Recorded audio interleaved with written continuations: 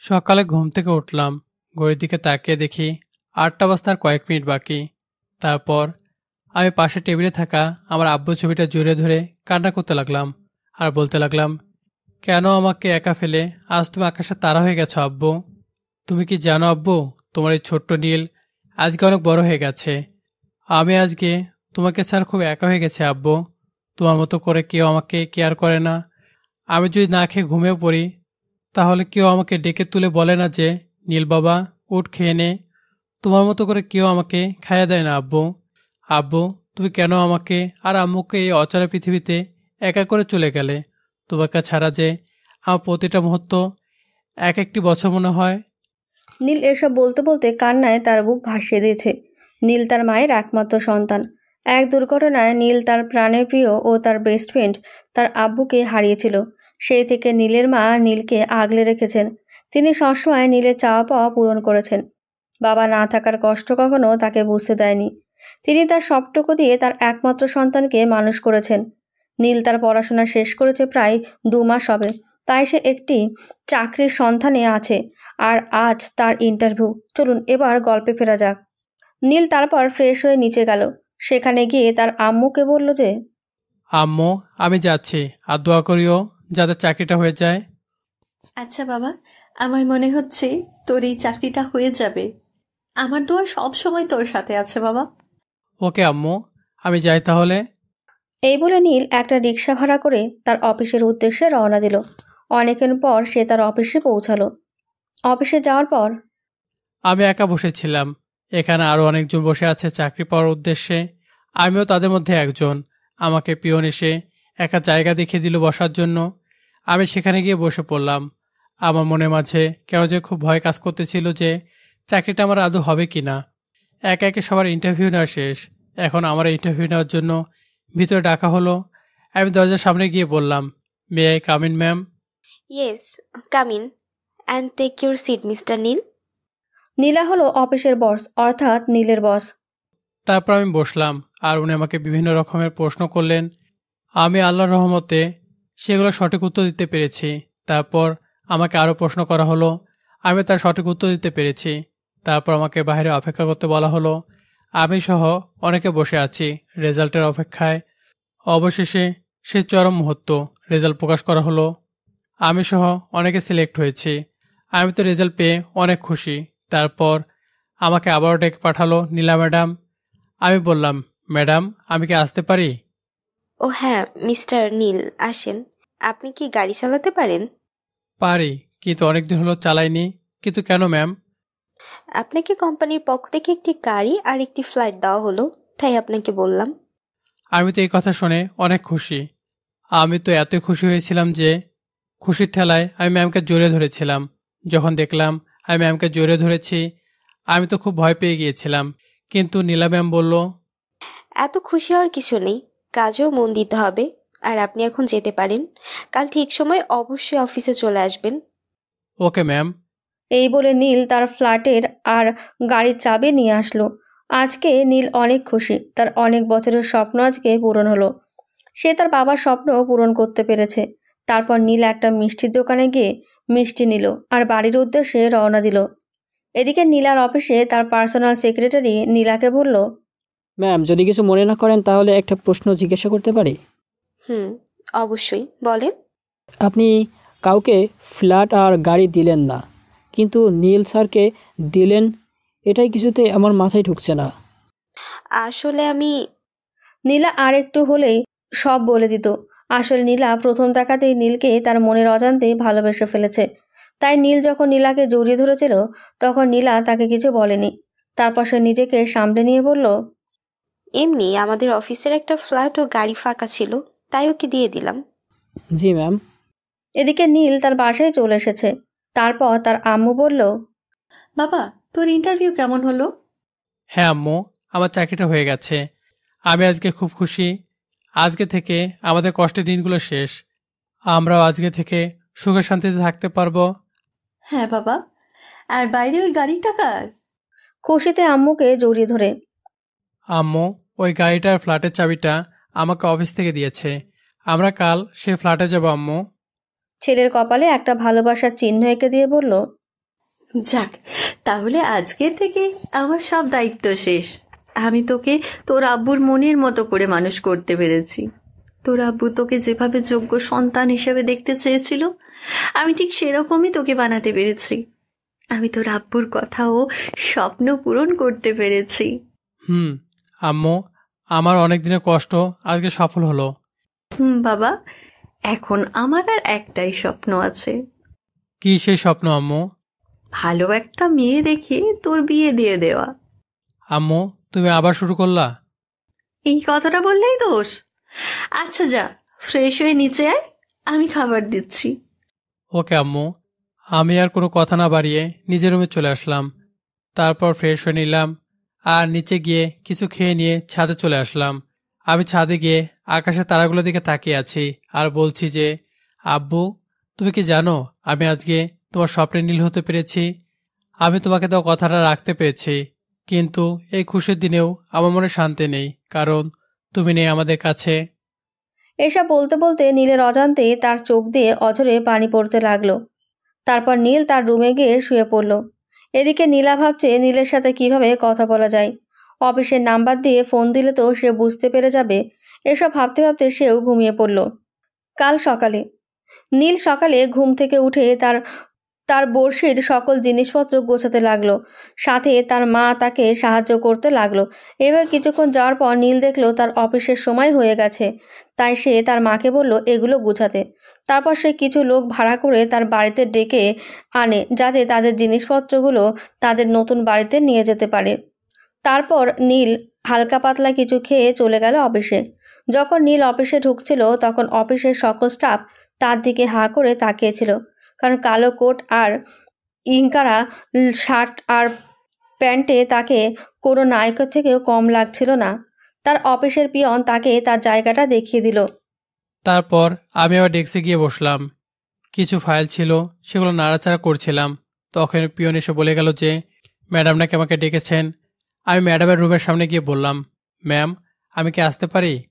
আরে মিস্টার নীল যে, আসুন আসুন। তারপর নীল ভেতরে প্রবেশ করলো। তাকে দাঁড়িয়ে থাকতে দেখে নীলা আবার বলল, আরে দাঁড়িয়ে আছেন কেন, বসেন। জি ম্যাম, এখন বলুন আমাকে এখানে ডাকার কারণ কি? কেন, আমি কি আপনাকে এখানে কোনো কারণ ছাড়া ডাকতে পারি না? আর তাছাড়া আপনি এখানে নতুন, তাই আপনাকে আমি সব বুঝিয়ে দিতে চাইছিলাম, তাই আপনাকে এখানে ডেকেছিলাম। ও সরি ম্যাম। It's okay. তারপর নীলা ম্যাম সব কাজ বুঝিয়ে দিলেন আর সাথে কিছু ফাইল দিলেন কমপ্লিট করার জন্য। আমি সেগুলো নিয়ে আমি আমার কেবিনে এসে বসে পড়লাম আর ফাইলগুলো দেখতে লাগলাম। আর এদিকে নীলা নীলের যাওয়ার দিকে তাকিয়ে আছে। আজকে নীলকে দেখে সে আবারও ক্রাশ খেলো, কারণ নীলকে আজ খুব সুন্দর লাগছিল।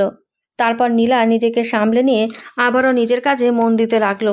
নীলের কেবিনটি একদম নীলার কেবিনের সামনে, তাই নীলার কেবিন থেকেই নীলকে স্পষ্ট দেখা যায়। নীল ডেস্কে আসার পর ফাইলগুলো তো নিয়ে আসলাম, কিন্তু আমি ফাইলের তো কিছু বুঝতে পারছি না। এখন কি হবে? আমি এগুলো ভাবছিলাম, তখন আমার পাশের কেবিন থেকে একটা মেয়ে বেরিয়ে এলো আর বলল, হাই, আমি রিমঝিম। আমাদেরকে বন্ধুতে হাত বাড়িয়ে দিয়ে। হাই, আমি নীল। ওর সাথে হাতটা মিলিয়ে নিলাম। আপনাকে খুব চিন্তিত দেখাচ্ছিল, তাই আমি আমার কেবিন থেকে বেরিয়ে আসলাম আপনাকে সাহায্য করার জন্য। এখন বলুন, কি সাহায্য লাগবে?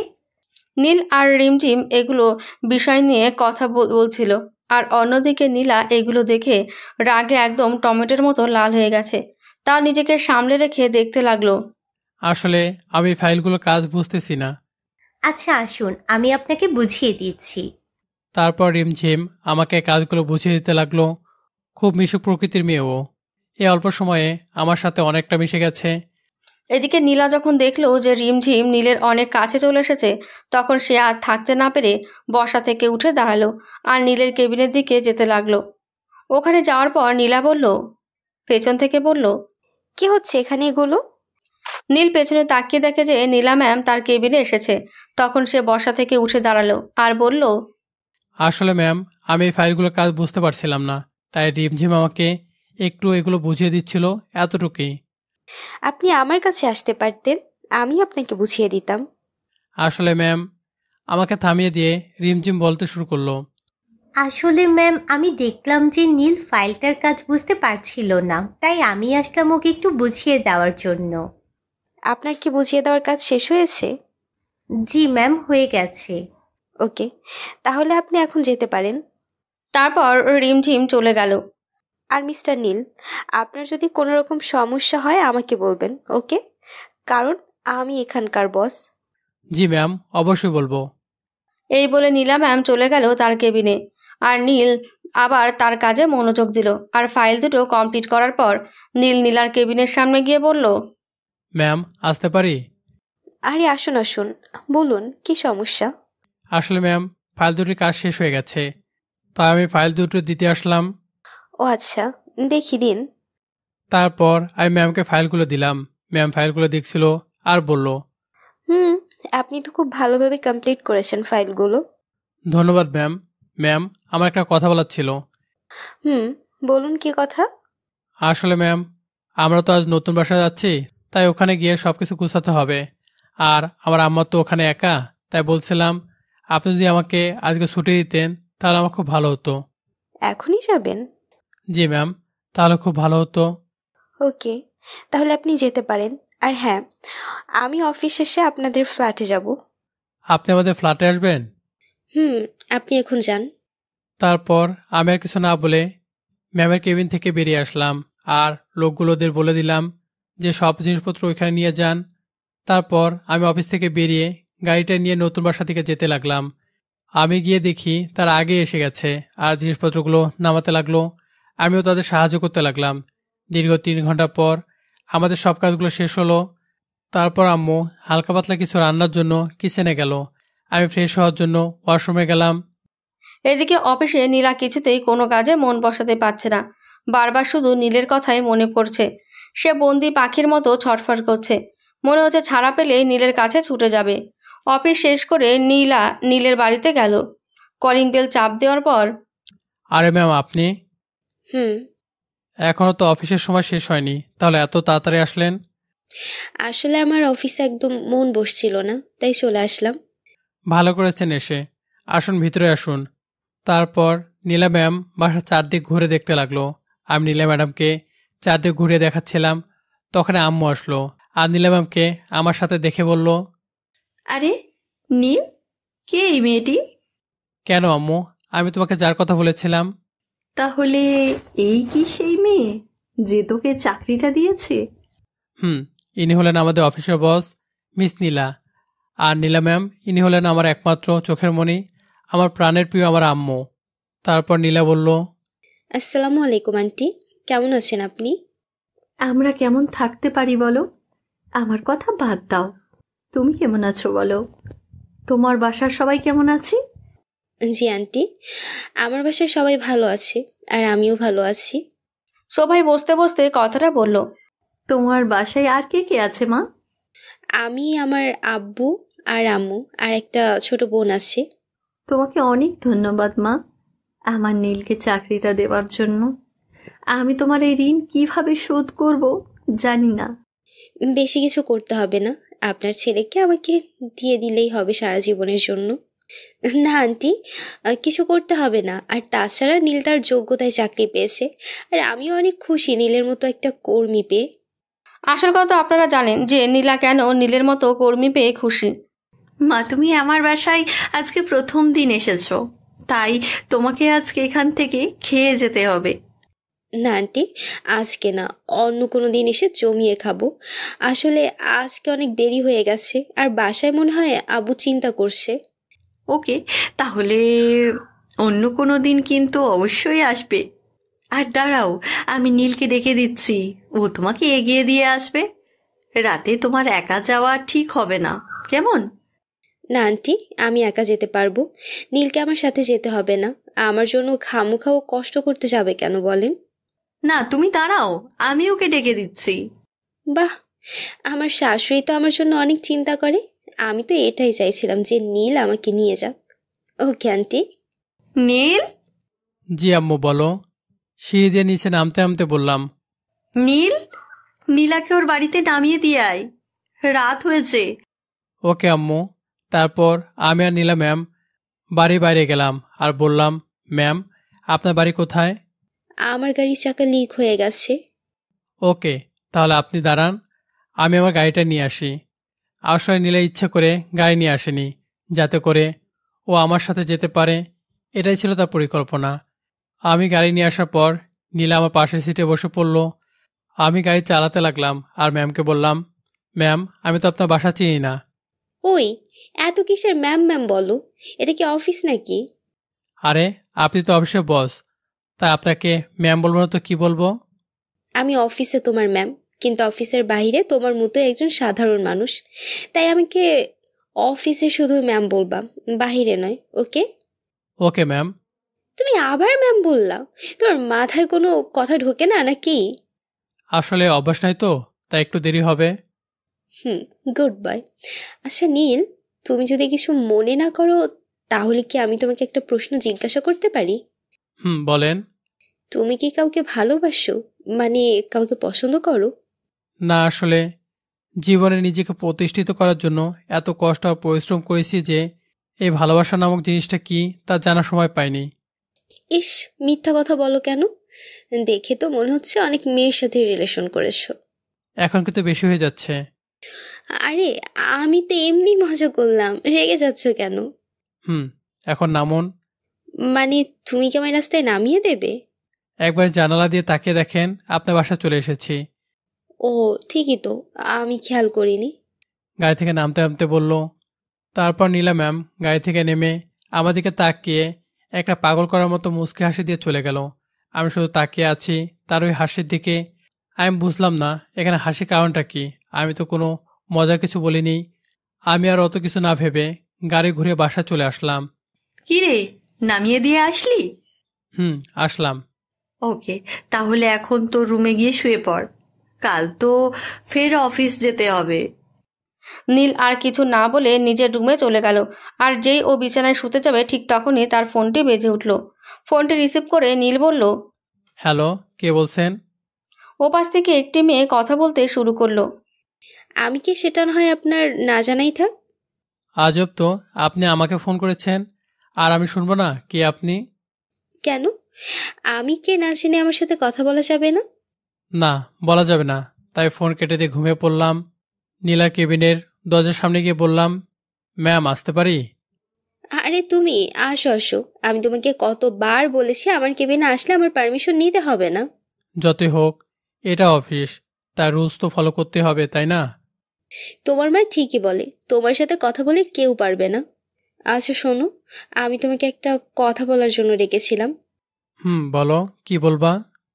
কালকে আমাদের অফিস থেকে একটা ট্যুর আসছে, তাই তোমাকে আগে বললাম। ওকে, কিন্তু কোথায় যাবে সেটা কি আগে ঠিক করেছো? আমরা ঠিক করেছি আমরা সবাই মিলে কক্সবাজার যাব। আমি তোমাকে আগে বললাম, কারণ আমি চাই। নীলা কথাটা বলতে গিয়ে আটকে গেল। বলো, আটকে গেলে কেন?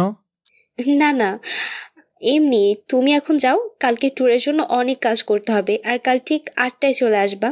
তোমার জন্য সামনের সিটটি আমি বুক করে রেখেছি, ওটাতে তুমি আর আমি বসবো, বুঝলা?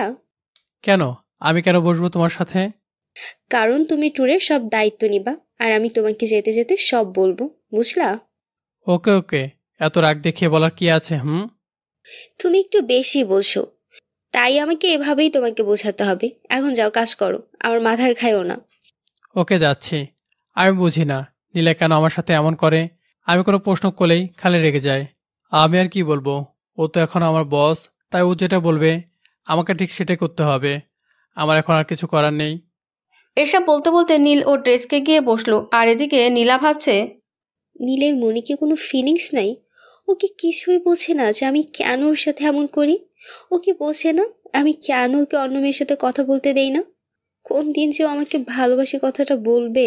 না, আমি ওকে এই ট্যুরে সব বলে দেব। আমি ওকে হারাতে চাই না।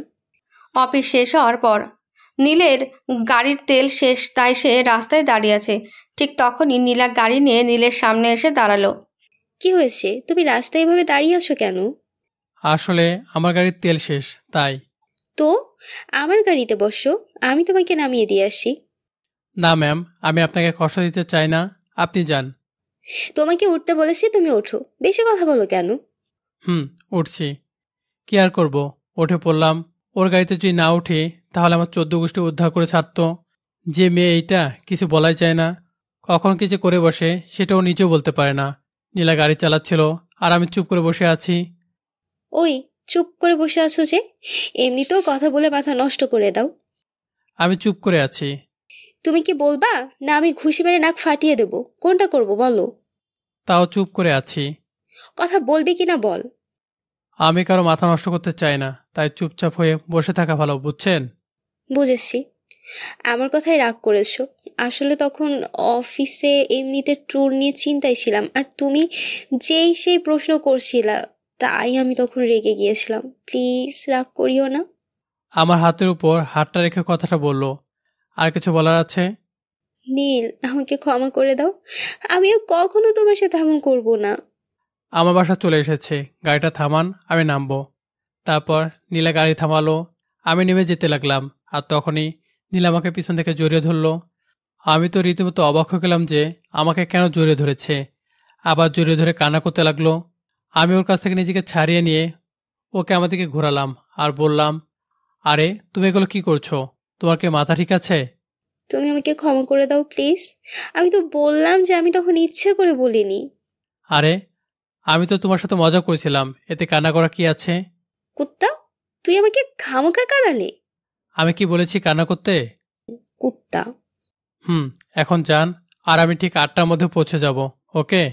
ওকে, গুড নাইট। ওকে, গুড নাইট। এই বলে নীলা চলে গেল। আমি আর কিছু না বলে ওয়াশরুমে এসে ফ্রেশ হয়ে ঘুমিয়ে পড়লাম। কাল সকালে উঠে ঘড়ির দিকে তাকিয়ে দেখি 7টা বাজে। আমি উঠে ফ্রেশ হয়ে নিলাম, আর কিছু খেয়ে নিলাম। তারপর চলে গেলাম অফিসে। গিয়ে দেখি নীলা সবার সাথে কথা বলছিল।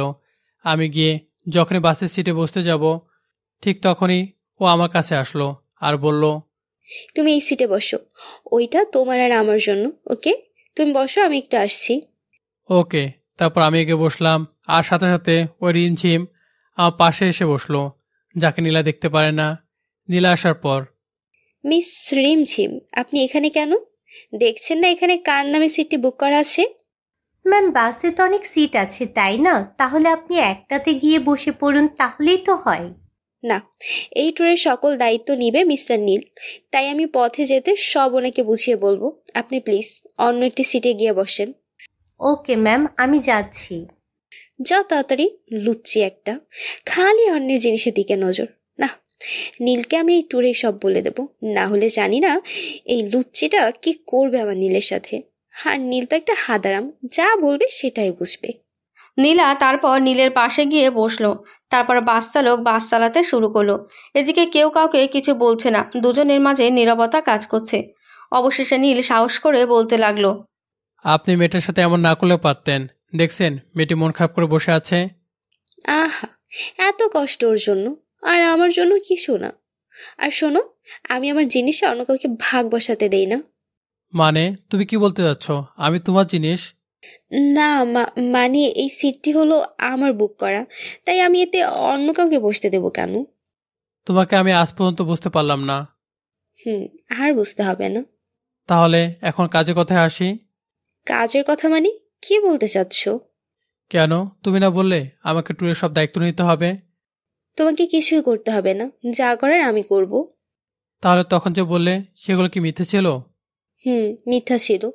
যদি ওইটা না বলতাম তাহলে তো তুমি আমার সাথে একসাথে এক সিটে বসতে না। কি? তুমি খুব খারাপ। তোমাকে পেতে হলে যদি আমাকে শয়তান বা খারাপ হতে হয়, তাহলে ওইটা হতেও আমি এক মুহূর্ত চিন্তা করব না। নীলা আরও অনেক কথা বলল যেতে যেতে। অবশেষে ক্লান্ত হয়ে আমার কাঁধে মাথা রেখে ঘুমিয়ে পড়ল। সে কখন যে আমার কাঁধে মাথা রেখে ঘুমিয়ে পড়েছে সে নিজেও জানে না। ঘুমের মধ্যে তাকে খুব সুন্দর লাগছিল। মুখের একটি কোণে ছোট্ট একটা তিল আছে, যা চাঁদের আলোয় খুব সুন্দরভাবে বোঝা যাচ্ছিল। তার চুলগুলো আলতো করে সরিয়ে দিলাম। তার মুখের কাছ থেকে মেয়েটির মুখে আলাদা একটা মায়া আছে। ঘুমের মধ্যে একদম পরিমতো লাগছে। এসব ভাবতে ভাবতে নীলও ঘুমিয়ে পড়ল। নীলার মতো নীলও নীলাকে খুব ভালোবাসে, কিন্তু কোনোদিন তাকে তা বুঝতে দেয় না। কারণ যদি নীলা তাকে ছেড়ে চলে যায়, এই ভয়ে নীল নীলাকে তার মনের কথা বলতে পারে না। কিন্তু সে নীলাকে তার থেকেও বেশি ভালোবাসে। কাল সকালে, এই যে উঠুন, আর কত ঘুমাবেন? নীলা আমাকে ওর আম্মু মনে করে বলল। আম্মু, আর একটু ঘুমোতে দাও না। ওই, আমি তোমার আম্মু না, উঠুন বলছি।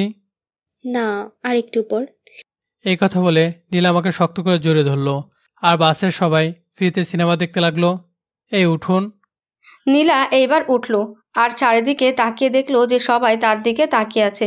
সে তারপর নীলকে বলতে লাগলো, কি হয়েছে নীল? সবাই আমার আর তোমার দিকে এইভাবে তাকিয়ে আছে কেন? আপনি আমাকে জড়িয়ে ধরে আছেন এই জন্য, এখন ছাড়ুন আমাকে। কি? এই বলে নীলা যখন দেখলো যে ও এতক্ষণ আমাকে জড়িয়ে ধরেছিল, তখন সাথে সাথে আমাকে ছেড়ে দিল, আর টমেটোর মতো লাল হয়ে গেল লজ্জার কারণে। তারপর সবাই একে একে বাস থেকে নিচে নামলো।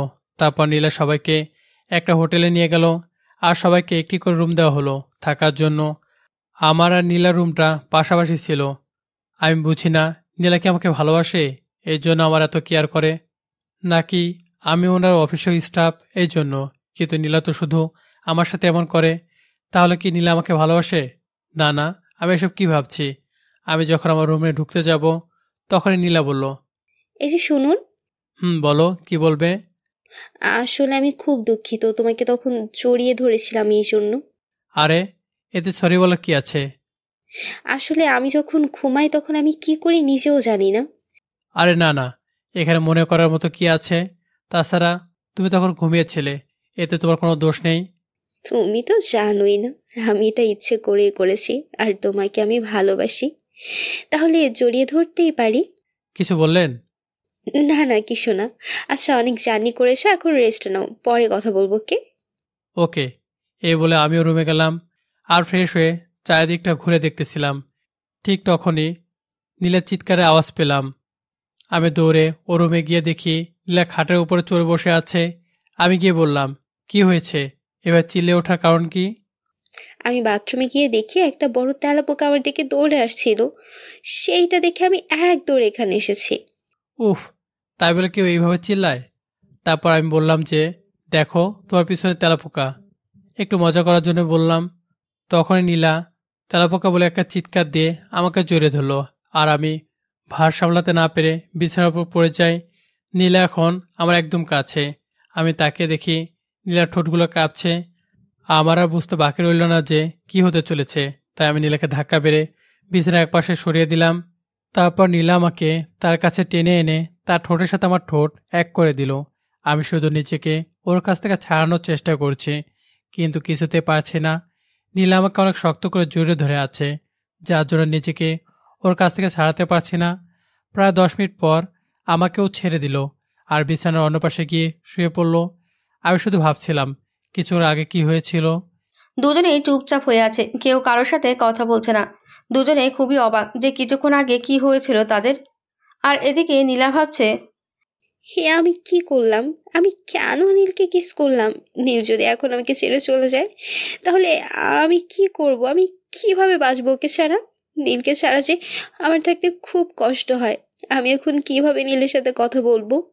ও তো এখন আমাকে ঘৃণা করবে। আমি কিভাবে পারলাম এটা করতে? নীলকে আমাকে ক্ষমা করবে? বিভিন্ন প্রশ্ন এসে ঘিরে ধরেছে নীলাকে। এদিকে নীল ভাবছে, নীলা আমাকে কেন কিস করলো? ও তো আমাকে ভালোবাসে না। যদি ভালোই না বাসে তাহলে কিস করলো কেন? তবে কি নীলা আমাকে ভালোবাসে? যদিও আমাকে ভালোবাসে তাহলে আমাকে বলো না কেন? আর ও যদি আমাকে ভালোই না বাসে তাহলে তো আমাকে এভাবে কিস করতো না। আর এদিকে নীলা তার হঠাৎ করা এই আচরণের জন্য খুবই দুঃখিত। সে এখন নিজেকে অপরাধী ভাবছে। এইগুলো ভেবে অবশেষে সে নিজের চোখের পানি আর আটকে রাখতে পারল না। সে জোরে জোরে কান্না করতে লাগলো। আর কান্না করা দেখে নীল বলল, আরে কেন কান্না করছো সেটা তো বলো। কি হলো বলবেন? কেন কান্না করছেন? আমি তোমাকে কিস করেছি এই জন্য। কিস করার সময় কান্না করেন নাই, এখন কেন করছেন? তখন কি আমি জানতাম এগুলো হবে? আচ্ছা, আপনি কি আমাকে ভালোবাসেন? নীলা কি বলবে বুঝতে পারছে না। কি হলো বলেন? দেখো, যদি সময় থাকতে নিজের প্রিয়জনকে হারাতে না চাও তাহলে এখনই তোমার মনের কথাটা বলে দাও। কারণ সকলের কষ্ট সহ্য হলেও প্রিয়জনের দেওয়া কষ্ট কখনো সহ্য করা যায় না।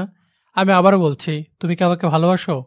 কথাটা বলার সাথে সাথে নীল আমাকে জড়িয়ে ধরলো, আর আমাকে কান্না করতে করতে বলল, হ্যাঁ, আমি তোমাকে ভালোবাসি, খুব ভালোবাসি নীল। তোমাকে আমি প্রথম দেখাতেই খুব ভালোবেসে ফেলেছিলাম। তোমার মুখের একটু কথা শোনার জন্য প্রতিদিন রাতে তোমাকে ওই অচেনা নাম্বার দিয়ে ফোন দিতাম। তোমাকে সবসময় দেখার জন্য আমি অফিসে তোমার ডেস্কটি আমার কেবিনের সামনে লাগিয়েছিলাম। তুমি যে আমার নিঃশ্বাসের সঙ্গে মিশে গেছো, তোমাকে ছাড়া নিজেকে খুব একা একা লাগে। আমিও তোমাকে অনেক ভালোবাসি নীলা, কিন্তু কোনোদিন প্রকাশ করতাম না। আমারও ঠিক একই ভয় করতো যদি তুমি আমাকে ছেড়ে চলে যাও, কিন্তু এখন যখন তোমাকে পেয়েছি তখন আর তোমাকে হারাতে দিব না। নীলার কপালে একটা ভালোবাসা পরশ এঁকে দিলাম। তাহলে কি তুমিও আমাকে ভালোবাসো? নীলা আমাকে আরো শক্ত করে জড়িয়ে ধরে। ভালোবাসি, তবে কিছু শর্ত আছে। আচ্ছা বলো, আমি তোমার সব শর্ত মানতে রাজি। তাহলে শোনো। 1, আমাকে সবসময় ভালোবাসতে হবে। 2, আমার দুঃখ কষ্টকে আপন করে নিতে হবে। 3, আমি যেভাবে জীবনযাপন করি তোমাকে সেভাবে করতে হবে। যদি তুমি এসব মানতে পারো তাহলে আমি তোমাকে ভালোবাসতে পারি। যদি না পারো তাহলে আমি ওই রিমঝিমের কাছে চলে যাব। মেয়েটি আমাকে খুব ভালোবাসে। একটু শয়তানি করেই বললাম কথাটি।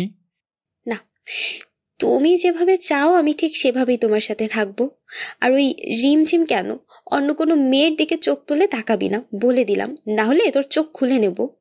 আমি আমার পাগলিকে ছাড়া অন্য কোনো মেয়ের দিকে তাকাবোই না। ওকে, খুশি এবার? খুব বেশি। এখন তোমাকে শাস্তি পেতে হবে আমাকে এত কষ্ট দেওয়ার জন্য। আচ্ছা বলো, আমাকে কি করতে হবে? আমি যেটা চাবো সেইটা, কিন্তু এখনই আর এখানেই দিতে হবে। বলো, পারবা? আচ্ছা বাবা, বলো কি জিনিস? বেশি কিছু না, আমাকে জড়িয়ে ধরে একটা কিস করতে হবে। এ বলে আমার বুকের মাথা লুকালো। না নীলা, এটা পারবো না। একটু মজা করার জন্য বললাম। কি বললে? দাঁড়াও, তোমাকে আমি... এই বলে আমাকে এক ধাক্কায় বিছানায় ফেলে দিল আর আমার উপর চড়ে বসলো। আরে কি করছো, লাগছে তো? লাগু, আরো বেশি করে লাগু। এই বলে সে আমার দিকে এগিয়ে আসতে লাগলো। শিকারি যেমন তার শিকারের দিকে এক দৃষ্টিতে তাকিয়ে থাকে, ঠিক তেমনি নীলা আমার ঠোঁটগুলোর দিকে এক দৃষ্টিতে তাকিয়ে আছে। মনে হচ্ছে এখনই বুঝি আমার ঠোঁটগুলো শিকার করবে। নীলাটা ঠোঁটগুলো নিয়ে আমার ঠোঁটের দিকে এগিয়ে আসলো আর ও ঠোঁটগুলোর সাথে আমার ঠোঁট চেপে ধরলো।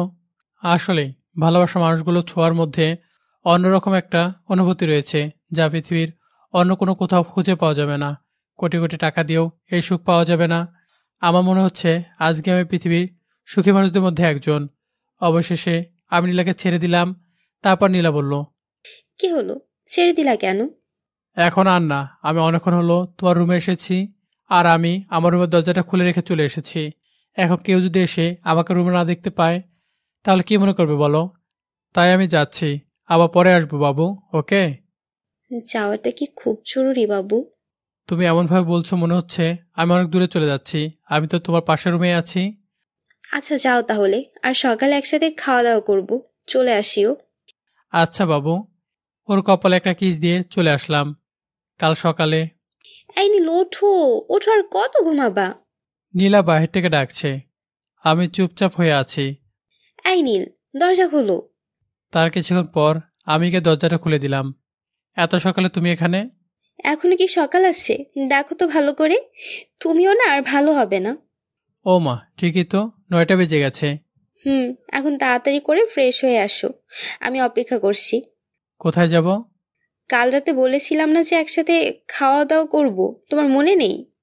ও হ্যাঁ, মনে পড়েছে। আচ্ছা তুমি ওয়েট করো, আমি ফ্রেশ হয়ে আসতেছি। তারপর আমি ফ্রেশ হওয়ার জন্য গেলাম।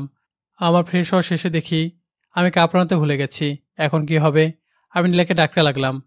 তুমি কি আছো? তোমার ফ্রেশ হওয়া হলো? এই শোনো না, আমি কাপড় আনতে ভুলে গেছি। তুমি কি আমার কাপড়গুলো দিয়ে যাবে প্লিজ?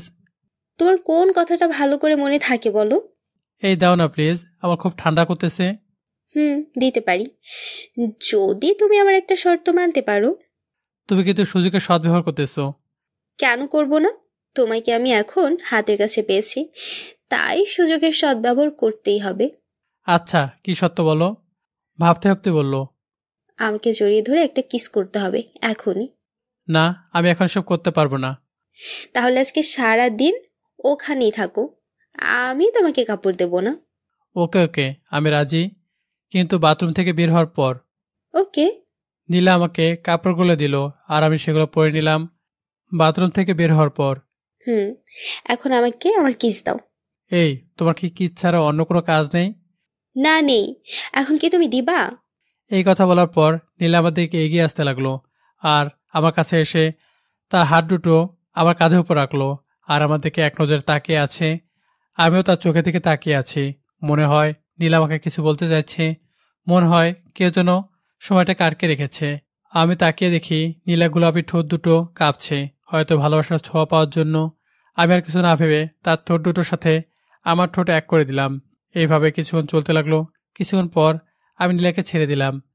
কুত্তা শয়তান, এতক্ষণ ধরে তো বলছিলাম, তখন বললি না পারবো না, আবার এখন নিজে কিস করলি। যদি জানতাম আগে তাহলে তোমাকে বলতে হতো না। চুপ কর শয়তান, আর একটাও কথা বলবি না। এমন সময় রিমঝিম এসে হাজির। আমরা তো তাকে দেখে ভয় পেয়ে গিয়েছিলাম। আর একটু আগে আসলে তো মান সম্মান সব নষ্ট হয়ে যেত। আরে তুমি এখানে হঠাৎ? আমি তো তোমাকে খাওয়া করার জন্য ডাকতে আসছিলাম, কিন্তু ম্যাম আপনি এখানে কেন? নীলাকে উদ্দেশ্য করে বলল। আসলে আমি ওকে ডাকতে এসেছিলাম। ও আচ্ছা। আরে নীল, তোমার ঠোঁটে লিপস্টিক কোথা থেকে এলো? এই যা, সব ফাঁস হয়ে গেল। সবাই নীলার দোষ। সকাল সকাল ওকে লিপস্টিক কে লাগাতে বলেছিল? আর এই রিমঝিমের তো এগুলো থেকে চোখ ভালো দেখছি।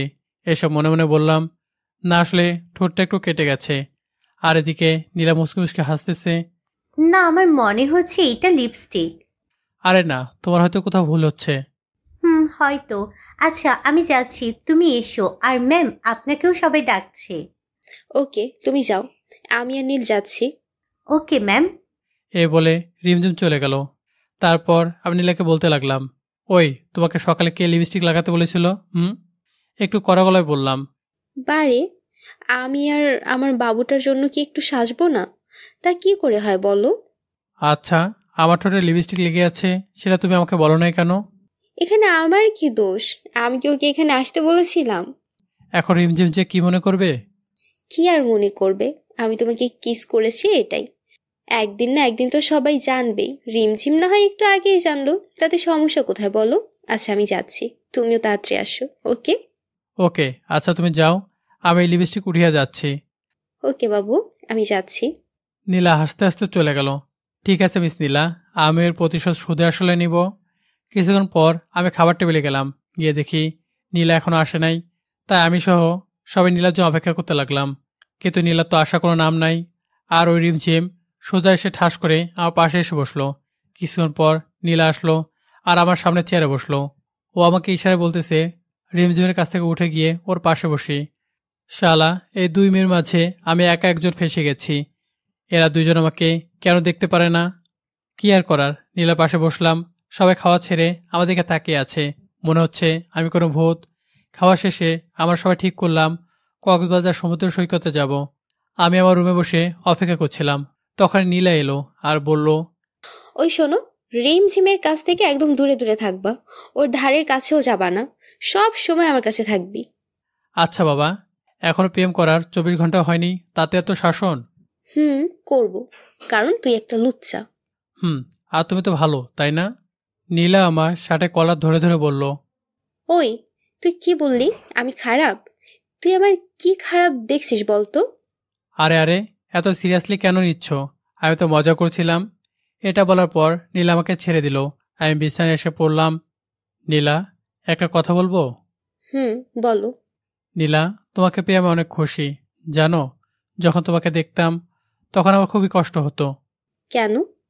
কারণ তুমি আমার অনেক কাছে ছিলা, কিন্তু তোমাকে নিজে মনে কথাটা বলতে পারতাম না। এর জন্য আমি মাঝে মাঝে অনেক কান্না করতাম। বলতে বলতে কান্না করে দিচ্ছি। এই তো আমি তোমার কাছে, কেন কান্না করতেছো? আমাকে কোনোদিন ছেড়ে যাবে না তো? আরে পাগল, তুমি কান্না করছো কেন? আমি তো তোমার কাছেই আছি, আর তুমি চাইলেও আমি তোমাকে ছেড়ে যাব না। সত্যি বলছো তো? পাগল আমার। আমাকে জোরে ধরে বলল। ওই, তুমি কেন কান্না করতেছ? ও চোখের পানি মুছতে মুছতে বললাম। তুমি তো আমাকে কাঁদাইলা, আমি কি ইচ্ছে করে কেঁদেছি? জানো না তোমার চোখের পানি আমি সহ্য করতে পারি না, তাও কেন কান্না করতেছ? তাহলে তোমার চোখের পানি বুঝে আমার সহ্য হয়? ওকে, আমি আর কাঁদবো না। আচ্ছা চলো না, এখানে একটা সুন্দর পার্ক আছে, চলো না ওখানে যাই। এখনই যাবা? চলো না প্লিজ। কেন? বিকেলে তো সমুদ্র সৈকতে যাব। তুমি যাবা কিনা বলো? সবসময় রাগ দেখানোর কি আছে? চলো যাচ্ছি। তারপর আমি আর নীলা গেলাম পাশে একটি পার্কে। পার্কটি ছিল একদম ফাঁকা। আমি আর নীলা একটি নিরিবিলি জায়গায় গিয়ে বসলাম। তারপর, নীল, আমি কি তোমার কোলে মাথা রাখতে পারি? আমি তো জানতাম ছেলেরা মেয়েদের কোলে মাথা রাখে, কিন্তু তুমি তো উল্টো। সব সময় কি ছেলেরাই মাথা রাখবে? কেন, আমাদের কি মাথা নেই? আরে আমি সেটা বলছি। আচ্ছা আসো, আমার কোলে মাথা রাখো। তারপর নীল আমার কোলে মাথা রাখলো। আমি তার মাথায় হাত বুলিয়ে দিচ্ছি। আচ্ছা, তুমি কি আমাকে বিয়ের পর আমাকে এভাবেই ভালোবাসবা? না, বাসবো না। কি বললি? আমি তোমাকে বিয়ের পর আরো বেশি ভালোবাসবো। ওর গাল টেনে কথাগুলো বললাম। আচ্ছা নীল, ওইটা ওখানে কি করতেছে? আমি তাকিয়ে দেখলাম পাশে একটা ঝোপ নড়তেছে। ঠিকই তো, চলো দেখি কি হয়েছে। না না, আমার ভয় করতেছে। আরে কিচ্ছু হবে না, চলো, আমি আছি তো। তারপর আমি আর নীলা পিছন দিক দিয়ে গেলাম। গিয়ে যা দেখলাম তা দেখে তো আমরা দুজনে অবাক। আমাদের অফিসের কয়েকজন স্টাফ এখানে লুকিয়ে আছে, সাথে রিমঝিমও আছে। তারপর নীলা বলল, আপনারা এখানে কি করছেন? আমরা তো এখানে একটু ঘুরতে এসেছিলাম, কিন্তু এসে দেখি আপনারা এখানে আছেন। আমাকে বলার প্রয়োজন মনে করেননি। আসলে ভাবলাম আপনি বললে যেতে দিবেন না, তাই না বলেই চলে আসলাম। তখন রিমঝিম বলল, ম্যাম, আপনি নীলকে ভালোবাসেন? কি মেরে বাবা, বসকে কেউ কি এগুলো কথা বলে? মনে মনে কথাটা বললাম। হ্যাঁ, ভালোবাসি, আর নীলও আমাকে ভালোবাসে। কেন, আপনার কোনো সমস্যা আছে? আর আপনারা লুকিয়ে লুকিয়ে আমাদের কথা কেন শুনতেছিলেন? না ম্যাম, আসলে আমরা ওদের থামিয়ে দিয়ে নীলা বলতে শুরু করলো, একদম চুপ করেন, আর একটা কথাও বলবেন না। আরে নীলা, কি করছো? ওরা তো এটা ইচ্ছে করে করে নাই। তাই বলে কি এটা লুকিয়ে লুকিয়ে আমাদের কথা শুনবে? আহা, ওরা তো তেমন কিছু শুনেনি। তুমি এভাবে কেন রিয়েক্ট করতেছো? একটা কথাও বলবা না। তুমি ওকে থাপ্পড় মারলা? আসলে আমি ওকে থামিয়ে দে বললাম। তোমার এত রাগ? থাকো তুমি, তোমার রাগ নিয়ে আমি চলে গেলাম। আমি চলে আসলাম ওখান থেকে। নীলা আমাকে থাপ্পড়টা মারলো কিভাবে, তাও একটা সামান্য কথা নিয়ে? আমি আমার রুমে চলে আসলাম। এসে আমার সব জিনিসপত্র গুছিয়ে নিলাম। যেই বের হতে যাব। তুমি কোথায় যাচ্ছ? বাসায় যাচ্ছি। কেন? আমি ইচ্ছে করে করিনি, আমি রাগের মাথায় কি করি আমি নিজেও জানি না। তাই বলে কি থাপ্পড় মারবা? আমাকে প্লিজ ক্ষমা করে দাও। ওর কান্না দেখে আমি নিজেকে আর আটকে রাখতে পারলাম না। ওকে জড়িয়ে ধরলাম। আরে এত কান্না করার কি আছে? তোমার খালি একটাই অস্ত্র, চোখের পানি। এটা দিয়ে তুমি আমাকে সবসময় মানিয়ে নাও। এই, একদম বাজে কথা বলবা না, নাহলে আরো একটা গালে বসিয়ে দেব। তাহলে এবার সত্যি চলে যাব, এই বলে দিলাম। ইস, আমি তোমাকে যেতে দিলে তো যাবে। ওকে, কিন্তু তুমি এখন গিয়ে ওদের কাছে ক্ষমা চেয়ে নিবে, চলো। কিন্তু ওকে থামিয়ে দিয়ে বললাম, কোনো কিন্তু নয়, চলো এখনই চলো। তারপর নীলা সকলের কাছে ক্ষমা চেয়ে নিল। তারপর সবাইকে বলা হলো কিছুক্ষণের মধ্যে রেডি হওয়ার জন্য। বলেই নীলা নিজের রুমে গেল রেডি হওয়ার জন্য, আর আমি আমার রুমে। কিছুক্ষণের মধ্যে সবার রেডি হওয়া শেষ, কিন্তু নীলা আসার কোনো নাম নাই। 5 মিনিট পর নীলা সিঁড়ি দিয়ে নিচে নামতেছে। আমি তাকে দেখে আবার ক্রাশ খেলাম। অপূর্ব সুন্দর লাগছিল তাকে। যে কেউ তাকে দেখে প্রেমে না পড়ে থাকতে পারবে না। চোখে কাজল, মুখে হালকা মেকআপ, আর নীল শাড়িতে তাকে পরি থেকে কম লাগছে না। নীলা এসে আমার পাশে দাঁড়ালো আর সবাইকে গাড়িতে উঠতে বলল। কিছুক্ষণের মধ্যেই আমরা কক্সবাজার সমুদ্র সৈকতে পৌঁছে গেলাম, কারণ এটি ছিল আমাদের হোটেল থেকে একদম কাছে। তাই ওখানে যাওয়ার পর সবাই যে যার যার মতো ঘুরতে লাগলো। আমি আর নীলা একসাথে ঘুরতেছি। তখন নীলা বলে উঠল, নীল, এখানে এসে তোমার কেমন লাগছে?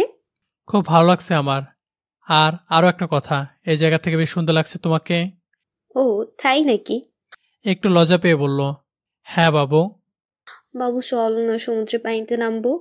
এই পানির কথাটা শুনে নীলের কেমন জানি ভয় হতে শুরু করলো, কারণ এই পানির কারণে সে তার বাবাকে হারিয়েছে। না, কোনো পানিতে যাওয়া হবে না। শুধু কিছুক্ষণের জন্য প্লিজ। না না, কোনো পানিতে যাওয়া হবে না।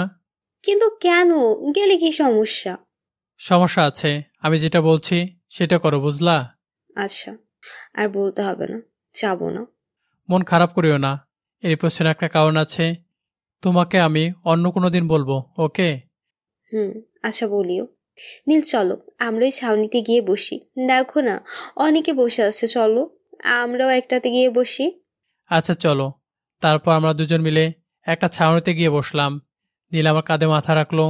খুব ভালো লাগছিল আমার। আসলেই প্রিয়জনদের স্পর্শ অনেক সুন্দর, যা ভাষায় প্রকাশ করা যায় না।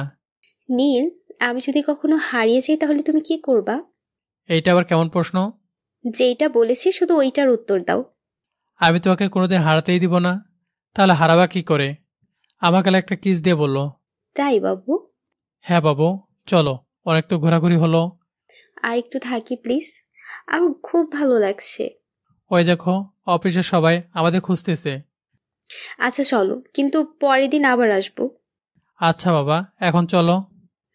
চলো। তারপর আমরা দুজন মিলে অফিসের সকলের কাছে গেলাম।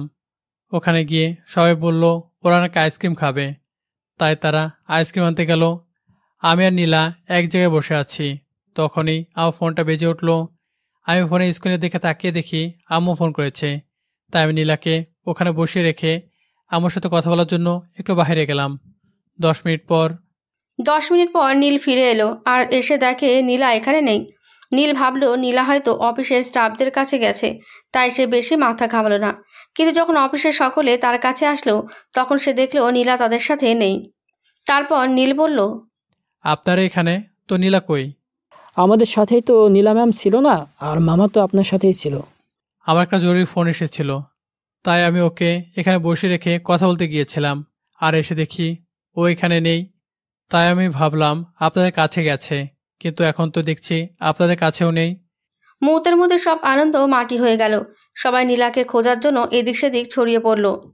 সবাই অনেক খুঁজতে লাগলো, কিন্তু কেউ কোথাও নীলাকে পেল না। নীলা, তুমি কোথায় গেলা আমাকে ছেড়ে? প্লিজ তাড়াতাড়ি আমার কাছে এসো। তোমাকে ছাড়া যে আমার খুব কষ্ট হচ্ছে। কোথায় তুমি নীলা? সবার সামনে কান্না করতে করতে বললাম। আপনি ভেঙে পড়বেন না, নীলা ম্যামকে খুবই তাড়াতাড়ি খুঁজে পাওয়া যাবে। সান্ত্বনা দেওয়ার বৃথা চেষ্টা করতেছে। তখনই নীলের কি যেন মনে পড়ল। নীল সমুদ্রের পানির দিকে ছুটতে লাগলো। তখনই সেখানকার এক লাইফ গার্ড বয় এসে নীলকে আটকালো। তারপর নীল বলল, আমাকে প্লিজ যেতে দিন। নীলা হয়তো পানিতে আছে, কারণ ও আমাকে বলেছিল যে ও পানিতে নামবে, কিন্তু আমি মানা করে দিছি। আমাকে প্লিজ যেতে দিন। আমি কান্না করতে করতে বললাম। আমরা আপনাকে জেনে শুনে মৃত্যুর মুখে ঠেলে দিতে পারি না, আর পানিতে এখন স্রোত। আপনি চুপ করেন। একটা মেয়ে পানিতে গেল আর আপনার কেউ তাকে আটকালেন না। এখন আমাকে আটকাতে এসেছেন? যান এখান থেকে। আমি আমার নীলাকে একা খুঁজবো। আপনি কিভাবে এত নিশ্চিত হচ্ছেন যে উনি পানিতে গিয়েছিলেন? আপনারা কিছু করবেন না আমি কিছু করব? না, আপনাকে কিছু করতে হবে না, যা করার আমরাই করব। তারপর সকল লাইফ গার্ড বয় একসাথে হয়ে নীলাকে খুঁজতে লাগলো। অনেকক্ষণ ধরে খোঁজার পর একজন লাইফ গার্ড বয় নীলাকে খুঁজে পায়। তারপর নীলাকে নীলের কাছে আনা হলো। নীলার কোনো জ্ঞান নেই, বেঁচে আছে না মারা গেছে তাও বুঝতে পারছে না। নীলার এই অবস্থা থেকে নীল কিছুতেই নিজেকে সামলাতে পারছে না। সবাই তাকে বোঝানোর চেষ্টা করছে, কিন্তু নীল শুধু কেঁদেই চলেছে। এই নীলা, উঠো না প্লিজ। এই দেখো আমি এখানে। একবার চোখটা খুলে দেখো। তুমি না বলেছিলে আমার চোখের পানি তোমার সহ্য হয় না?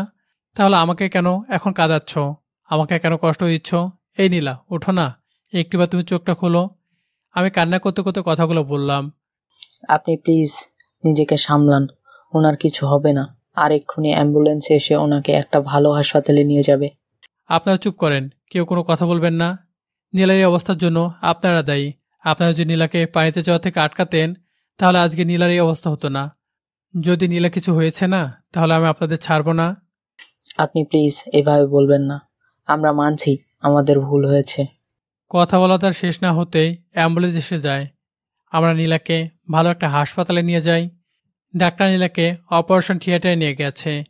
এদিকে নীলের অবস্থা খুব খারাপ। সে নিজেকে কিছুতেই সামলাতে পারছে না। প্রিয়জনকে হারানোর ভয় খুব তীব্র হয়ে গেছে নীলের মনে। নীল শুধু আল্লাহর কাছে দোয়া করতেছে আর কান্না করতেছে, যেন আল্লাহ তার প্রিয় মানুষটিকে ঠিক করে দেয়।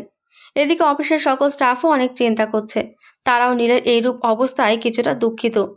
দীর্ঘ 4 ঘন্টা পর ডাক্তার অপারেশন থিয়েটার থেকে বের হলো। তখন নীল সবাই ডাক্তারের কাছে ছুটে গেল। ডাক্তার, নীলা কেমন আছে? ওর কিছু হয়নি তো? মুখে এক ঝলক হাসি দিয়ে বলল। আপনি প্লিজ একটু শান্ত হন, উনি এখন সম্পূর্ণ বিপদ থেকে মুক্ত।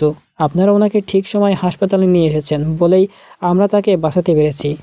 আমরা কি এখন নীলার সাথে দেখা করতে পারি? না, এখন না, ওনার জ্ঞান ফিরেনি।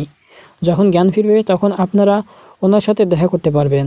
আপনাকে অনেক ধন্যবাদ ডাক্তার, আমার নীলার জীবন ফিরিয়ে দেওয়ার জন্য। ধন্যবাদ দেওয়ার কি আছে, এটা তো আমাদের কর্তব্য। আর কোনো প্রয়োজন হলে আমাকে অবশ্যই ডাকবেন। তাহলে এখন আসি। জি ডাক্তার।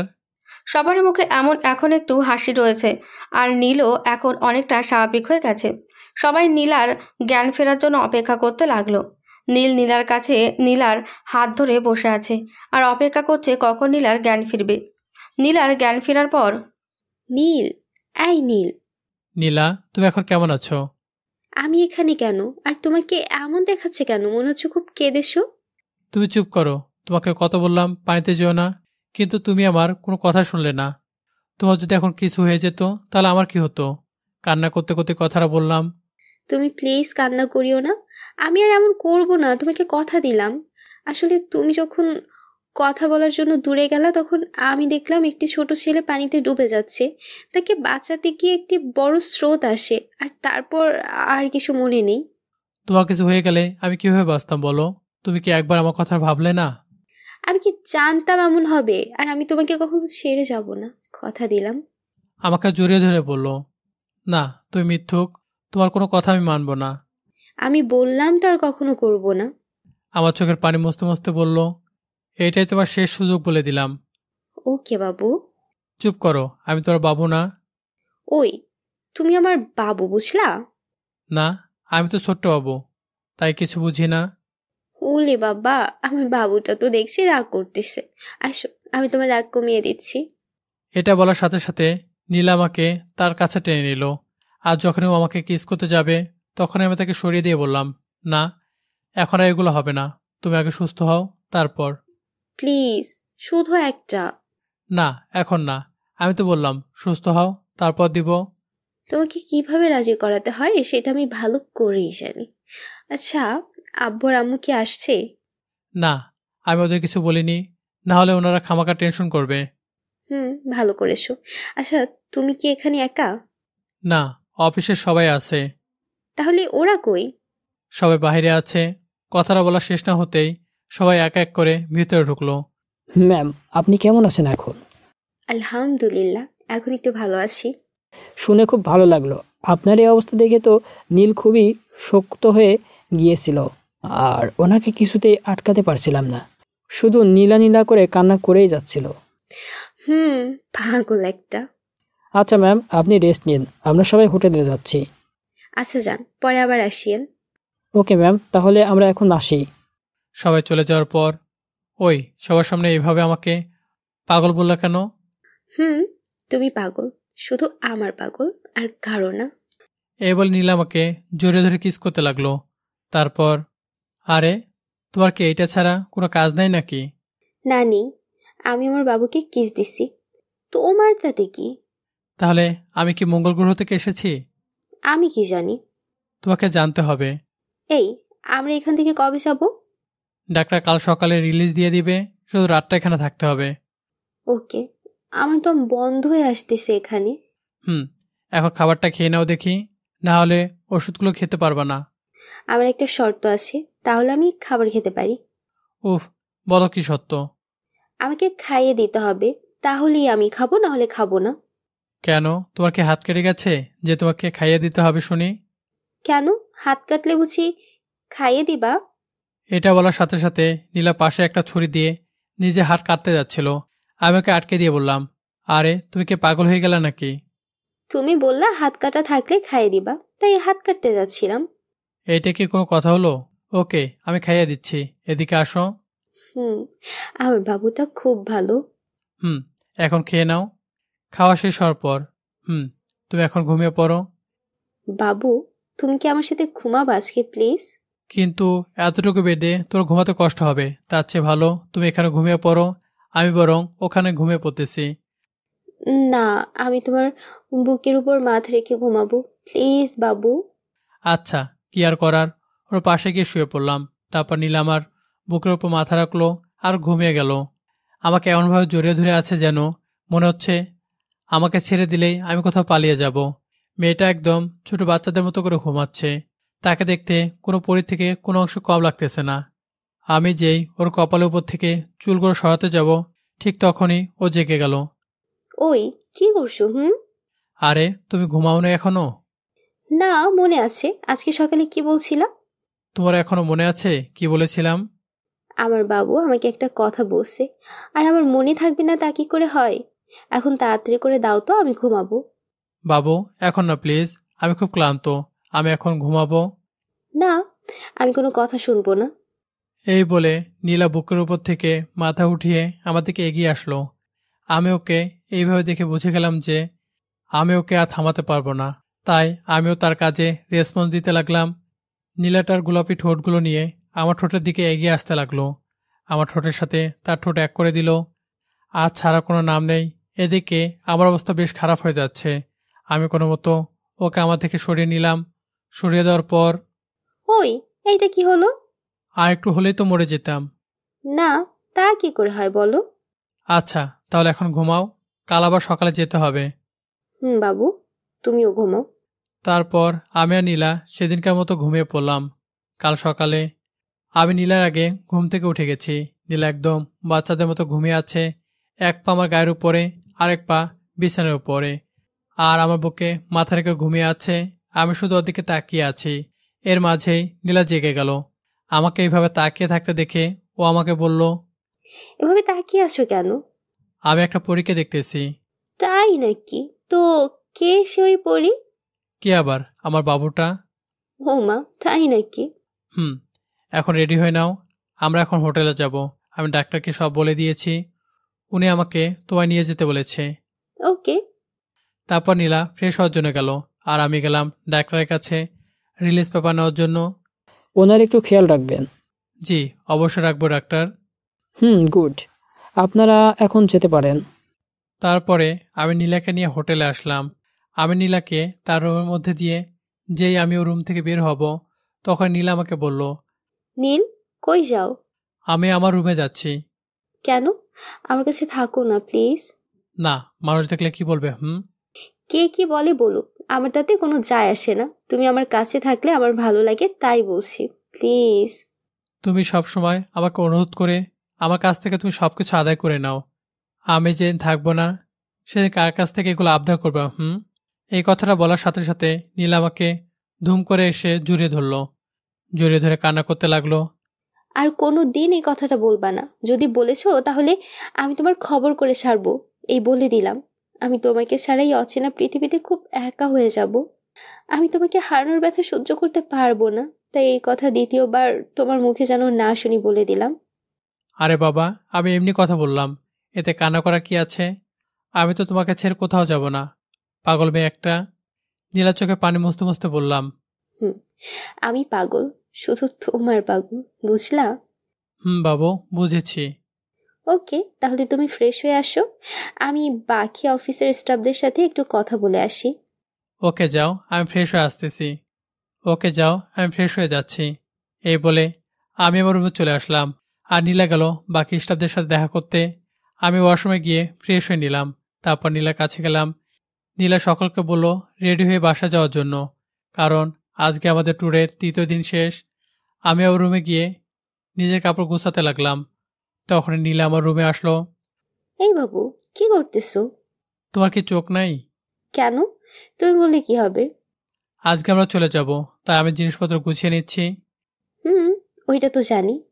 আমি নীলার সাথে এভাবে টুকিটাকি কথা বলতেছিলাম, তখন আমার ফোনে একটা অচেনা নাম্বার থেকে কল আসলো। 3-4বার ফোন দেওয়ার পর আমি রিসিভ করলাম। হ্যালো, নীল বলছেন? হ্যাঁ, আমি নীল। আপনি কি করে চেনেন? আপনাকে আমি সব বলছি, আপনি প্লিজ হোটেলের ছাদে আসেন। কেন?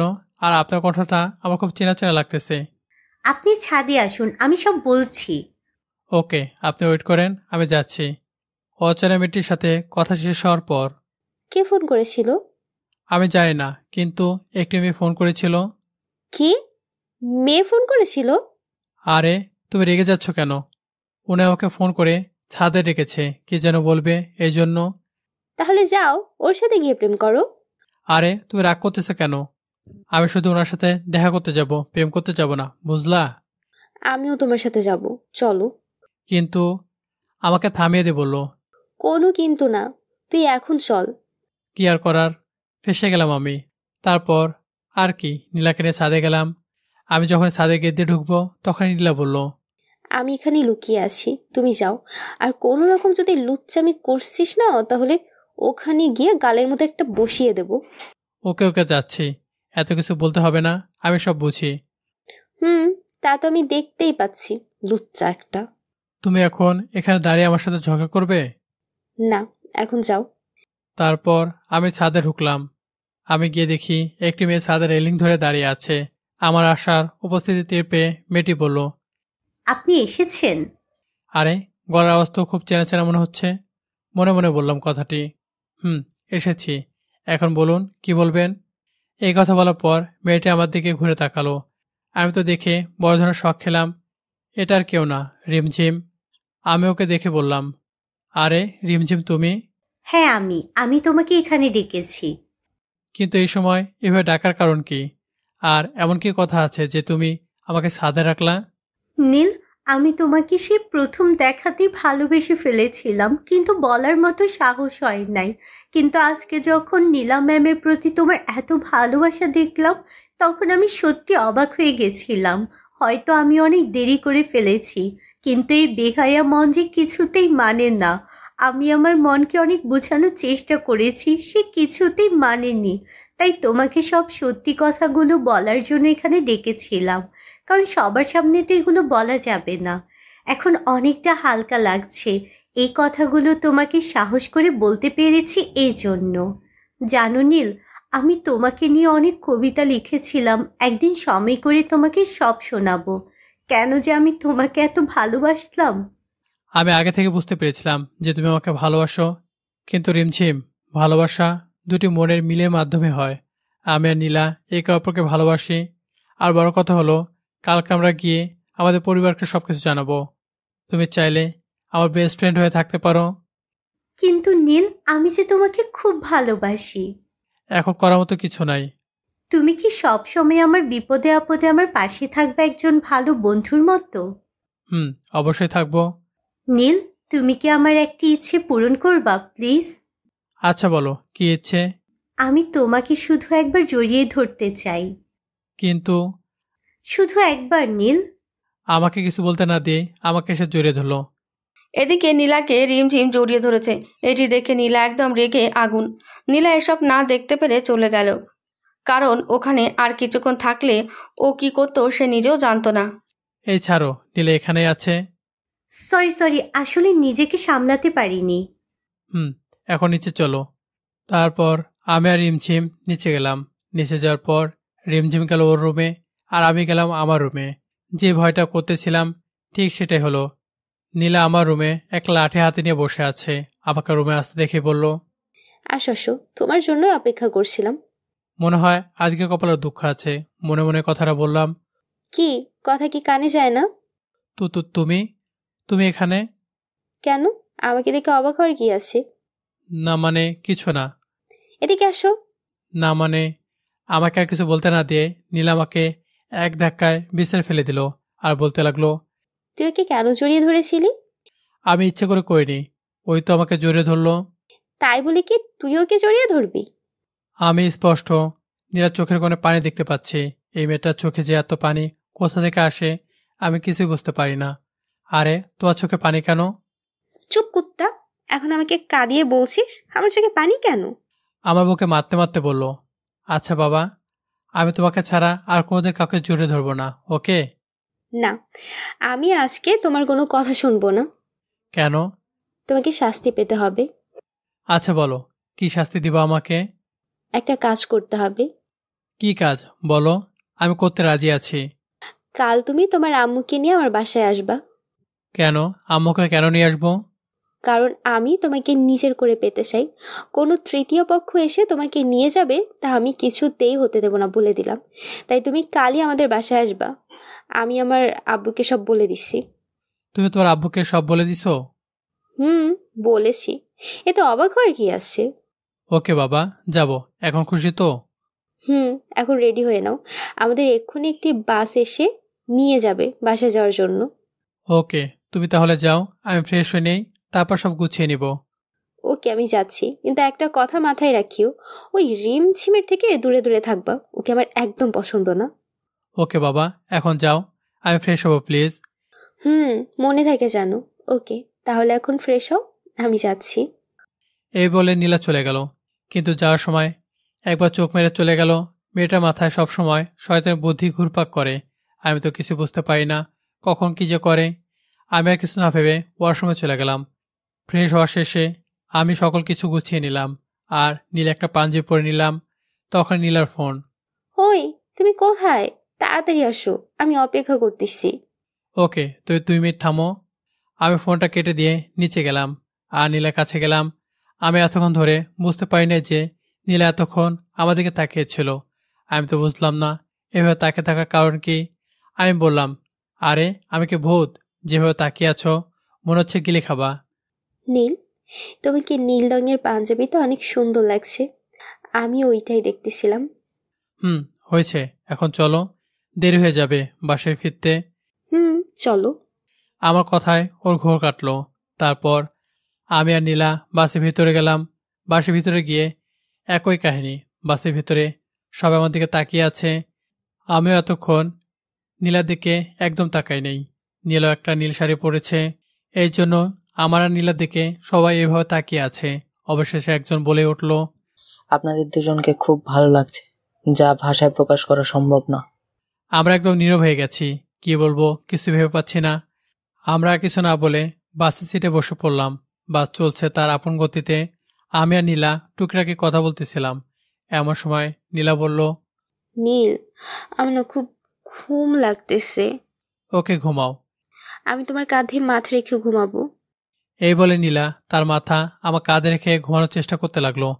আমি ওর মাথায় হাত বুলিয়ে দিতে লাগলাম। কিছুক্ষণ এইভাবে হাত বুলিয়ে দেওয়ার পর নীলা ঘুমিয়ে পড়ল। ঘুমন্ত অবস্থায় তাকে অসাধারণ দেখতে লাগে। মনে হচ্ছে কোনো নিষ্পাপ শিশু আমার কাঁধে মাথা রেখে ঘুমিয়ে আছে।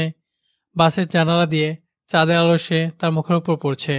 চাঁদের আলোয় তাকে দেখতে আরো সুন্দর লাগছিল। আমি যত ওর দিকে তাকাই তত ওর মায়ে পড়ে যাই। মেয়েটা যে কেন এত কিউট। ওর মুখের মধ্যে এভাবে যে কতক্ষণ তাকিয়েছিলাম আমি নিজেও জানি না, কিন্তু মন চাইছে আরও তাকিয়ে থাকি। এভাবে তাকিয়ে থাকতে থাকতে আমি কখন যে ঘুমিয়ে পড়েছি নিজেও জানি না। কাল সকালে। ওই নীল, ওঠো, আর কত ঘুমাবা? সবাই প্রায় জেগে গেছে। আর একটু ঘুমাই প্লিজ। ঘুম ঘুম অবস্থায় বললাম। না, ওঠো, নাহলে পানি ঢেলে দেবো। কি আর করার, এত সুন্দর একটা স্বপ্ন দেখছিলাম, সব নষ্ট করে দিল। তুমি কখন উঠলা? তোমার একটু আগে উঠলাম। কেন? না, এমনি বললাম আর কি। আমরা আর কিছুক্ষণের মধ্যে চলে যাব আমাদের গন্তব্যস্থলে। দিনগুলো কেমন কাটলো তোমার? কোন দিনগুলো? ট্যুরে আমার সাথে কাটানোর দিনগুলোর কথা বলছি। অবশ্যই অনেক ভালো কেটেছে, কারণ এই ট্যুরে তো আমি আমার বাবুটাকে পেয়েছি। বাবু। আরও নানার কথা বলতে বলতে আমরা আমাদের অফিসের সামনে চলে আসলাম। সবাই যে যার মতো চলে গেল, কিন্তু আমার কেন জানি যেতে ইচ্ছে করতেছে না। খুব ভালো দিনগুলো কেটেছিল, তবু তো যেতেই হবে। আমি একটা রিক্সা ভাড়া করলাম। তখন নীলা এসে বলল, আজকে ঠিক বিকেলে তোমার আম্মুকে নিয়ে আমার বাড়িতে আসবা, আমি অপেক্ষায় থাকবো। ওকে, আমি যাব। এই বলে নীলা তার বাসায় আর আমি আমার বাসায়। আমার বাসায় চলে আসলাম। বাসায় আসার পর, কিরে, সেই যে গেলি আর কোনো ফোন দিলি না? জানিস আমি কত চিন্তা করছিলাম। আম্মু তুমি রেডি থেকো, আমরা আজকে বিকেলে নীলা বাসায় যাব। কেন রে, আমাদের কি যেতে বলেছে? তারপর আম্মুকে সবকিছু বুঝিয়ে বললাম। আম্মু অনেক খুশি হয়েছে। আম্মু নীলাকে খুব পছন্দ করত। ওখানে এত কিছু হয়ে গেল, আমাদের বলাটা কি তুই প্রয়োজন মনে করিসনি? আসলে ওইরকম সময় পাইনি। তুই তো দেখছি তলে তলে অনেক দূর পর্যন্ত চলে গেছিস। আমার কান টেনে বলল, আর আম্মু তুমিও না? একটু লজ্জা পেয়ে বললাম। হয়েছে, প্রেম করার সময় এত লজ্জা করে নাই, আর এখন লজ্জা করতেছে। দিব একটা কানের নিচে, এখন যা। কে থাকবে ওইখানে মায়ের খাওয়ার জন্য? আমি আম্মুর কাছ থেকে চলে আসলাম। তারপর রুমে এসে বিছানায় গা এলিয়ে দিলাম। বিকেলে আমি ঘুম থেকে উঠে ফ্রেশ হয়ে নিচে গেলাম। নিচে গিয়ে দেখি আম্মু নিচে বসে আছে। আমাকে দেখে বলল, কি রে, তোর কি হলো? চলো আম্মু। তাড়াতাড়ি চল, সন্ধে হয়ে গেল তো। চলো। তারপর আমি আর আম্মু বেরিয়ে পড়লাম নীলাবাড়ির উদ্দেশ্যে। আমরা নীলাবাড়িতে যখনই ঢুকতে যাব তখন কে যেন নীল বলে উপর থেকে চিল্লে উঠল। উপরে তাকে দেখি নীল আমার নাম ধরে ডাকছে। তারপর সে দৌড়ে এসে দরজা খুলে দিল। দরজা খোলার পর, আন্টি, আসসালামু আলাইকুম। ওয়ালাইকুম আসসালাম। কেমন আছো মা? জি আন্টি, ভালো আছি। আপনি কেমন আছেন? আলহামদুলিল্লাহ ভালো আছি।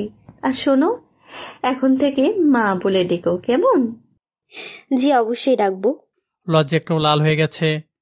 আরে, আমাদের কি বাইরে দাঁড় করে রাখবা নাকি ভিতরে আসতে বলবা? এই কথা বলার সাথে সাথে নীলা আমার দিকে রাগে দৃষ্টিতে তাকালো। ওরে অবস্থা দেখে আমি হাসি আটকাতে পারছি না। নীলা তবুও নিজেকে সামলে নিয়ে বলল, ওরে কুত্তা, বিয়েটা হোক, তারপর আমি তোকে দেখে নেব। না না, আসো ভেতরে আসো। আমি জানি মিস নীলা, আপনি আমাকে গালি দিচ্ছেন। মনে মনে কথাটা বললাম। চলো আম্মু। আমরা ভিতরে গিয়ে একটা সোফায় বসলাম। কিছুক্ষণ পর নীলা ও তার আব্বু আম্মু আসলো। তারা আমাদের সামনের সোফাটিতে বসলো আর নীলা আমার পাশে বসলো। এটা দেখে নীলার আব্বু আম্মু মুচকি মুচকি হাসতেছেন। তখন নীলার আব্বু বলতে লাগলো, তুমি তাহলে সেই নীল? জি, আমি সেই নীল। তোমার কথা আমি আমার মেয়ের মুখে অনেক শুনেছি, কিন্তু আমি যা মনে করেছিলাম তুমি তার থেকেও অনেক ভালো। বাবা, তুমি কি পারবা আমার এই পাগলি মেয়েটাকে সামলে রাখতে? আঙ্কেল, সব সম্পর্কের মধ্যে কষ্ট থাকে, কারণ কষ্ট ছাড়া মানুষের মূল্য বোঝে না। আর কষ্ট ছাড়া সুখ কখনো সম্ভব না। আর যদিও কষ্ট ছাড়া সুখ পাওয়া যায়, তবে সেই সুখ বেশি দিন স্থায়ী হয় না। আমাদের মহান আল্লাহ তাআলা কষ্টের পরে সুখ রেখেছেন। তবে আমি আপনাদের এতটুকু বলতে পারি যে আপনার মেয়ের কোনো রকম কষ্ট আমি হতে দিব না। তার চোখ দিয়ে এক ফোঁটা পানি আমি ঝরতে দিব না। তাকে আমি ভালোবাসা দিয়ে আগলে রাখবো। তাকে কোনো রকম কষ্ট দিব না, সবসময় সুখে রাখবো। বাবা, তোমাকে অনেক ধন্যবাদ। তুমি আমাকে সম্পূর্ণ চিন্তামুক্ত করলা। আমি তোমার মতোই একটা যোগ্য ছেলে খুঁজতেছিলাম। বলতে হবেই আমার মেয়ের পছন্দ খারাপ না। জি আঙ্কেল। তাহলে আমরা আগামী 3 দিনের মধ্যে বিয়ের কাজ সেরে ফেলি। আপনারা যেটা ভালো বুঝবেন সেটাই হবে। আম্মু, তোমার মতামত কি? তাড়াতাড়ি হলে ভালোই হয়। কথার মাঝখানে নীলা বলে উঠল, বাবা, আমার নীলের সাথে একটু কথা আছে। কি কথা বলো? ভাবতে ভাবতে বললাম, না, সবার সামনে বলা যাবে না। তুমি আমার সাথে চলো আমার রুমে। ওকে চলো। আমি নীলার পিছনে পিছনে ও রুমে গেলাম। তারপর নীলা হঠাৎ করে রুমের দরজা বন্ধ করে দিল। আরে, দরজা কেন বন্ধ করছো? আঙ্কেল আন্টি কি মনে করবে? চুপ কর কুত্তা, অনেক পালিয়ে বেরিয়েছিস, এখন তোকে আমি আর ছাড়ছি না। এই বলে আমার উপর ঝাঁপিয়ে পড়ল। আমি তাকে ছাড়ানোর অনেক চেষ্টা করলাম, কিন্তু কিছুতেই পারলাম না, কারণ ও আমাকে শক্ত করে জড়িয়ে ধরে আছে। অবশেষে আমিও তার কাজে রেসপন্স দিতে লাগলাম। নীলা শিকারের চোখের মতো আমার দিকে তাকিয়ে আছে। মনে হচ্ছে এখনই বুঝি আমার শিকার করবে। নীলা তার ওই ঠোঁট দুটো দিয়ে আমার ঠোঁট জোড়া চেপে ধরলো। প্রথমে খুব ভালো লাগছিল, কিন্তু পরে আমার দম বন্ধ হয়ে যাচ্ছিল। 10 মিনিট পর আমাকে ছেড়ে দিল। দুজনে হাঁপাচ্ছি। এই, এটা কি করলা? ভালো লাগেনি? আচ্ছা আসো, আরেকটা দিই। না হয়েছে বোন, আর দিতে হবে না। মজা করে বোন বললাম। ওরে কুত্তা, কি বললি? 3 দিন পর বউ হব আর এখন বোন বলছিস? তবে রে। কে থাকবো এখানে? আমি তো থাকবো না ভাই। কিছুক্ষণ পর আমরা চলে আসলাম। আমাদের বিয়ের কার্যক্রম শুরু হলো। সব কেনাকাটা শেষ। দেখতে দেখতে গায়ে হলুদ শেষ। আজকে আমাদের বিয়ে। বাসা অনেক মেহমান। সবার মাঝে একটা ভালো লাগা কাজ করতেছে, কিন্তু আমার মাঝে এক অজানা ভয় কাজ করতেছে। দেখতে দেখতে সেই মূল্যবান সবাই চলে আসলো। আমি নীলাকে বিয়ে করে নিয়ে আসলাম। আমি একটা জিনিস দেখে অবাক হলাম যে নীলা আসার সময় কোনো কাঁদলো না। আমি ছাদে দাঁড়িয়ে আছি আর ভাবছি, আজকে কি থেকে কি হয়ে গেল। কিছুদিন আগে প্রেমিকা ছিলাম, আর আজকে স্বামী স্ত্রী। কেন জানি ওই চেনা রুমটাতে ঢুকতে ভয় করতেছে। তবুও ছাদ থেকে নেমে বুক ভরা সাহস নিয়ে আমি রুমে ঢুকলাম। রুমে ঢুকে দেখি নীলা ইয়া বড় একটা ঘুমটা দিয়ে বসে আছে। আমাকে দেখে দৌড়ে এসে আমার পা ধরে সালাম করলো, আর আমি তাকে উঠিয়ে আমার কোলে তুলে নিলাম। এই, কি করছো? পরে যাবো তো। কেন, আমার উপর কি তোমার বিশ্বাস নেই? আমার নিজের থেকেও বেশি বিশ্বাস করি তোমাকে। আমি ওকে নিয়ে বিছানায় বসালাম আর ওর ঘুমটাটা খুলে দিলাম। নীল, আমি তোমার বুকের উপর মাথা রাখতে পারি? আরে পাগল, এটার জন্য কি আমার অনুমতি নিতে হবে? তারপর নীলা আমার বুকের উপর মাথা রাখলো। আমার কিছু শর্ত আছে, সেগুলো তোমাকে মানতে হবে, পারবা? বলো। তাহলে শোনো। 1, আমাকে ছাড়া অন্য কোনো মেয়ের সাথে কথা বলবা না। 2, আমি রাগ করলে আমাকে জড়িয়ে ধরে কিস করতে হবে। 3, আমাকে ছেড়ে কখনো যাবা না। আমি তোমার সব শর্তে রাজি। তাহলে আমাকে এখন আদর করো। আমি আদর করতে পারি না তো। চুপ শয়তান, এখন আদর করতে পারো না। নীল, আমি তোমার কাছে আরো একটি জিনিস চাই, আমাকে দিতে পারবা? বলো। আমার না ছোট্ট একটা নীল চাই। এটা বলার পর একদম লজ্জা লাল হয়ে গেল। না, আমার একটা ছোট্ট নীলা চাই। না, আমার ছোট্ট একটা নীল চাই। ওকে বাবু, তাহলে চলো আমরা আমাদের ক্রিকেট টিম গঠন করার কাজ শুরু করি। পরে কি হলো সেটা আপনাদের বা আমার না জানলেও চলবে। চলুন এখন চলে যাই। তো বন্ধুরা, আজকের গল্পটি এখানেই শেষ। আগামী গল্পে আবারও দেখা হচ্ছে। সেই পর্যন্ত ভালো থাকবেন, সুস্থ থাকবেন। আল্লাহ হাফেজ।